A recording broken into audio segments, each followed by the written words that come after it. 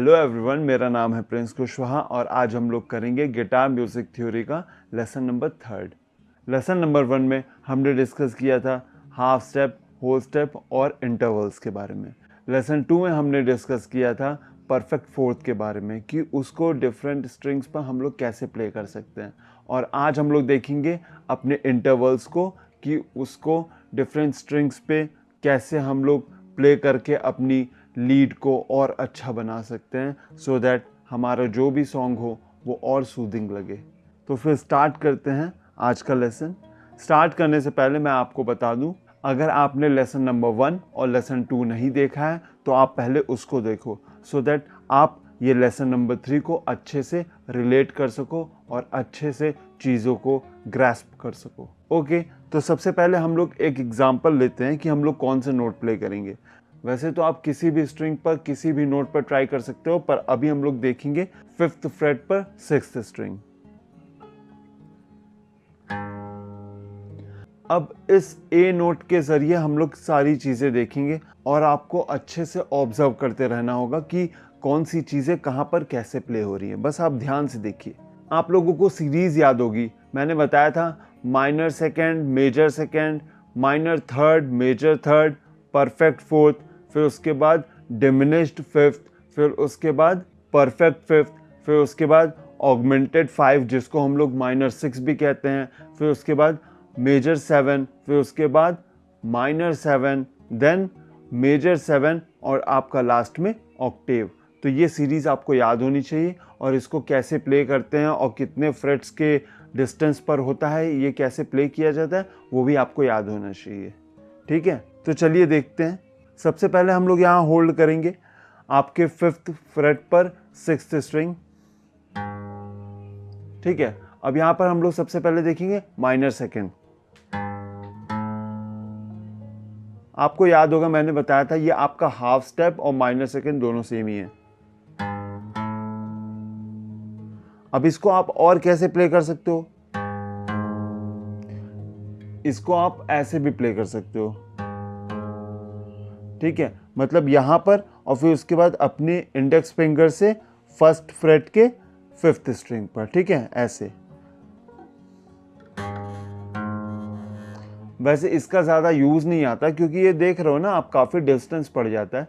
Normally ये चीज़ें नहीं यूज़ की जाती, पर आपको पता होना चाहिए कि आप साउंड कैसे प्रोड्यूस कर सकते हो अगर आपको कहीं और प्ले करना हो तो। इसका साउंड आपका ये हो गया। ठीक है, अब हमें देखना होगा मेजर सेकेंड। तो बस आपको कुछ नहीं करना है, बस उसको एक फ्रेट आगे शिफ्ट कर देना है।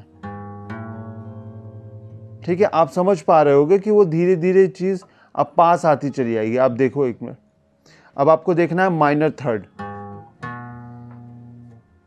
देखो,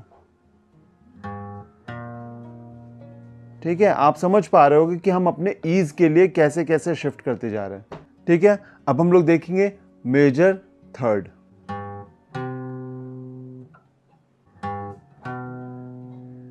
ठीक है, ये रहा आपका मेजर थर्ड, 4 फ्रेट अपार्ट, और वो आप यहां से कैसे प्ले कर सकते हो, ऐसे। ठीक है, ये आपका 4 फ्रेट अपार्ट आपका मेजर थर्ड हो गया। अब नेक्स्ट हमारी बारी आती है परफेक्ट फोर्थ की। अब उसको आप कैसे प्ले करोगे, ऐसे।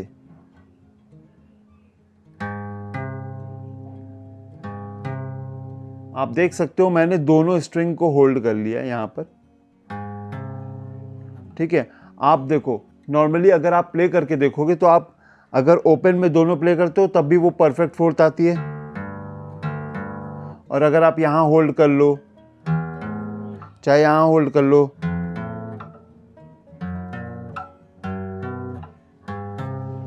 ये परफेक्ट फोर्थ के डिस्टेंस पर ही होती है। मैंने आपको लास्ट लेसन में बताया था। ये आपके किसी भी फ्रेट के 6th और 5th स्ट्रिंग अगर दोनों आप एक साथ प्ले करोगे तो वो आपका परफेक्ट फोर्थ के डिस्टेंस पर रहेगी। ठीक है, आपको ध्यान रखना होगा इस बात में। तो ये हो गया आपका 5 फ्रेट अपार्ट। अब हम लोग देखेंगे डिमिनिश्ड फिफ्थ। डिमिनिश्ड फिफ्थ कैसे प्ले होता है, आप देख सकते हो काफ़ी दूर तक जाना पड़ रहा है हमें फिंगर्स लेकर, ठीक है, डिमिनिश्ड फिफ्थ प्ले करने के लिए। लेकिन अगर आपको बहुत हार्ड पड़ रहा है तो फिर आप एक काम करो, आप इसको शिफ्ट कर सकते हो अपने थर्ड स्ट्रिंग पर। कैसे? ऐसे देखो, ठीक है, मतलब एक जस्ट नीचे स्ट्रिंग के जस्ट साइड में, ठीक है। अब आप चलोगे परफेक्ट फिफ्थ, ठीक, ये आपका परफेक्ट फिफ्थ। तो फिर इसको आप प्ले कर सकते हो, ठीक, ये हो गया आपका परफेक्ट फिफ्थ। अब आपको प्ले करना होगा ऑगमेंटेड फिफ्थ, यानी कि आपका माइनर सिक्स, ठीक है। माइनर सिक्स अगर आप इधर प्ले करते तो फिर वो आपका ऐसा आता है।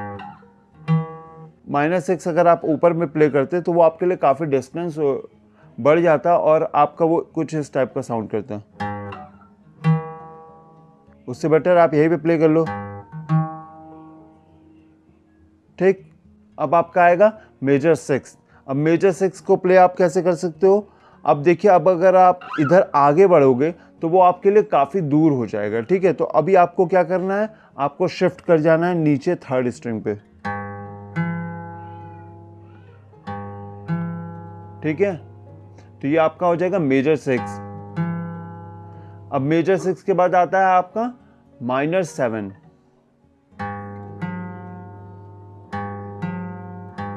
आप देख सकते हो कि फिफ्थ फ्रेट में ही सिक्स्थ पकड़ा मैंने और फिर फोर्थ पकड़ा, एक ही लाइन में आ गया दोनों, माइनर सेवन। अब आपका आएगा मेजर सेवन और फिर आएगा आपका ऑक्टेव, जो कि आपके लिए बहुत इंपॉर्टेंट है आपको सीखना। अभी आगे के लेसन में मैं ये भी बताऊंगा कि आप ऑक्टेव को और कितने तरीके से प्ले कर सकते हो, ठीक है। तो ये मैंने आपको बता दिया है कि आप चीज़ें पता चले कि आप एक नोट को दूर प्ले करने के बजाय आप पास में भी प्ले कर सकते हो, इसलिए मैंने आज का ये लेसन रेडी किया है, ठीक है। और ज़रूरी नहीं कि आप इसी नोट से प्ले करो, ये तो एज एन एग्जांपल हमने यहाँ पर देख लिया आपके फिफ्थ फ्रेट पर सिक्स्थ स्ट्रिंग पर, ठीक है। लेकिन आप किसी भी नोट पर इसको अप्लाई कर सकते। चलिए मैं आपको समझाने के लिए मल्टीपल स्ट्रिंग्स पर मेजर थर्ड का एग्जाम्पल लेता हूँ। अब फिफ्थ फ्रेट पे हम लोगों ने सिक्स्थ को होल्ड कर लिया और फिर उसके बाद यहाँ पर आपका मेजर थर्ड ले लिया। आपको याद होगा मैंने आपको बताया था ये मेजर थर्ड है, ठीक है। अभी आप इसको प्ले करके देखो तो आपको मेजर थर्ड सुनाई देगा, ठीक है। अब ऐसे ही अगर हम लोग नीचे ही आ जाते हैं, ठीक है, फिफ्थ और फोर्थ में, ठीक है, उसके बाद हम लोग आ जाते हैं फोर्थ और थर्ड में, ठीक है। अब लेकिन जैसे हम लोग सेकंड और थर्ड में आएंगे, आपको पता है सेकंड और थर्ड के बीच में जो डिस्टेंस होता है वो परफेक्ट फोर्थ का नहीं होता है। तो फिर इसको हम लोगों को सही करने के लिए आपको आगे शिफ्ट करना होगा। तो आप जब आप इसको आगे शिफ्ट कर दोगे तो आपका आ जाएगा मेजर थर्ड में, ठीक है। फिर उसके बाद जब आप और नीचे जाओगे यानी कि फर्स्ट और सेकंड पे जाओगे तो फिर आप ध्यान दोगे कि आपका फिर से सेकंड पे टच हो रहा है आपकी फिंगर, तो इसको आपको आगे शिफ्ट करना होगा। तो ये आपका ऐसे आ जाएगा मेजर थर्ड में, ठीक है। तो यही सब चीज़ें हैं जो मैं आपको बताना चाह रहा था। देखिए, गिटार म्यूज़िक थ्योरी आपके लिए बहुत इंपॉर्टेंट है, ठीक है। आप अगर किसी भी एकेडमी में या फिर किसी भी कोचिंग में अगर ज्वाइन करते हो, ठीक है, तो वहाँ पर आपको मेनली क्या करेंगे, बस थोड़े बहुत कॉर्ड्स बता देंगे और फिर उस पर आपको थोड़ा सा गाना प्ले करना बता देंगे, जिससे आपको ऐसा फील हो कि हाँ मैंने गिटार सीख लिया है, ठीक है। लेकिन आपको गिटार का थ्योरेटिकल नॉलेज भी होना चाहिए। ऐसा क्यों? क्योंकि आपको पता होना चाहिए कि कॉर्ड्स कैसे फॉर्म होते हैं, और सो दैट अगर आपको आगे चल के किसी सॉन्ग के लिए कोई नया कॉर्ड आपको जानना हो तो फिर अगर आप नहीं भी जानते हो तो उसको खुद के लिए आप क्रिएट कर सको और आपको पता हो कि उसमें क्या क्या टेक्निक्स अप्लाई होती है। हर कॉर्ड को फॉर्म करने के लिए एक फॉर्मूला होता है जो आपको मैं आगे के फ्यूचर वीडियोस में आपको बताऊंगा कि उसको अप्लाई कैसे करते हैं। ज़रूरी नहीं कि आप सिर्फ गाने सीखो, आपको गिटार की जो बेसिक नॉलेज होती है, जो बेसिक थ्योरेटिकल नॉलेज होती है, वो भी आपको जानना बहुत ज़रूरी है, बहुत इंपॉर्टेंट होता है आपके लिए। फ्यूचर के वीडियोस में हम लोग स्टाफ नोटेशंस की भी बात करेंगे। आप लोगों ने देखा होगा कार्टून्स या फिर किसी मूवीज़ में जब भी कोई सॉन्ग प्ले होता है तो अजीब टाइप का कुछ ना कुछ सिंबल देता है, ठीक है, उसको क्लेफ और भी बहुत सारी चीज़ें, बीम और होल नोट, ये सब कहते हैं। तो वो मैं आपको बताऊंगा कि वो कैसे फॉर्म होता है और उसको कैसे यूज़ किया जाता है, और ये भी बताऊंगा कि आप उसको पढ़ करके कैसे यहाँ पर गिटार पर उसको प्ले कर सकते हो, ठीक है। तो गिटार पर फिजिकली प्रैक्टिस करने के साथ साथ आपको थ्योरी पर भी ध्यान देना होगा। और एक और बात, आप जब भी गिटार प्ले करते हो तो उसके नोट्स को अच्छे से समझने के लिए आपको थोड़ा बहुत सिंगिंग भी आना चाहिए, ठीक है। ज़रूरी नहीं कि आप अरिजीत सिंह या फिर श्रेया घोषाल जैसा बढ़िया अच्छा गाना गाओ, लेकिन आपको थोड़ा बहुत रियाज करना पड़ेगा सो दैट आप कोई भी सॉन्ग जो आप प्ले कर रहे हो उसके नोट के साथ थोड़ा बहुत आप गुनगुना सको, ठीक है। इससे आपके लिए ये फ़ायदा होगा, अगर आप कोई सॉन्ग प्ले करते हो और आप अगर उसमें कुछ मिस्टेक करते हो तो फिर आपको वो पहले पता चल जाएगा कि हाँ, आप यहाँ मिस्टेक कर रहे हो और आपको यहाँ इम्प्रूव करने की नीड है।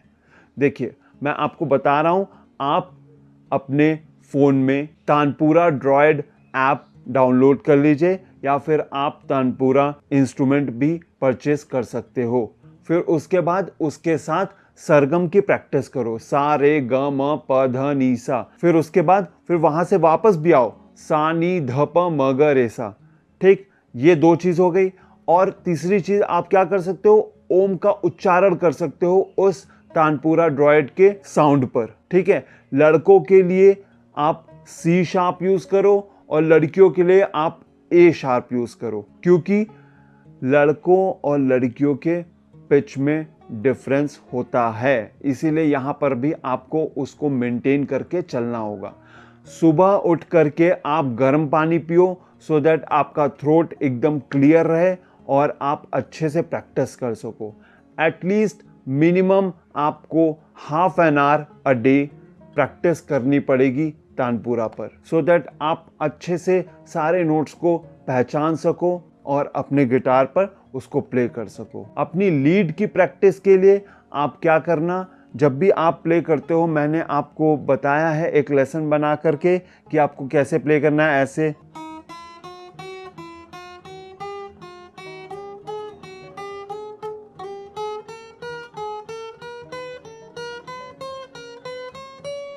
ऐसे मैंने आपको बताया कि कैसे इसको प्ले करना है, और प्लस यहाँ down up down up down up down up आपका चलेगा, ठीक है। एक डायरेक्शन में ही चलेगा, अल्टरनेट अल्टरनेट चलेगा। आपको इस बात का ध्यान रखना होगा। और इसकी प्रैक्टिस के लिए आप यूज करोगे मेट्रोनॉम। मेट्रोनॉम आपका एक ऐप आता है, प्लस आपका जो ऐप होगा जिससे आप गिटार को ट्यून करते होगे, उसमें भी ये ऑप्शन कई बार अवेलेबल होता है। आप नोट कर लो मेट्रोनॉम, इस पर आप बीट्स आपकी प्ले होती रहेंगी और आपको उसके साथ साथ प्रैक्टिस करना पड़ेगा, ठीक है। तो अब आप लोग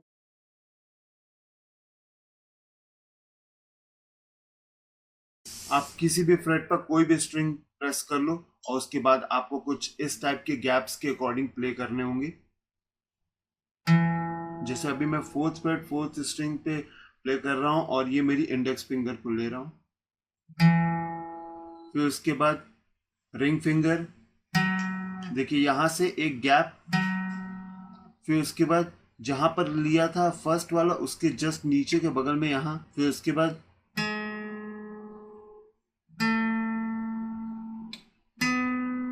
फिर नीचे वाले स्ट्रिंग में,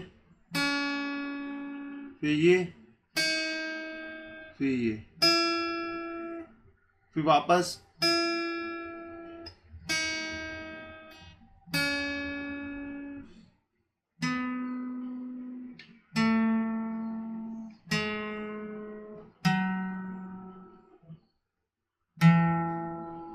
सा रे ग म प ध नि सा।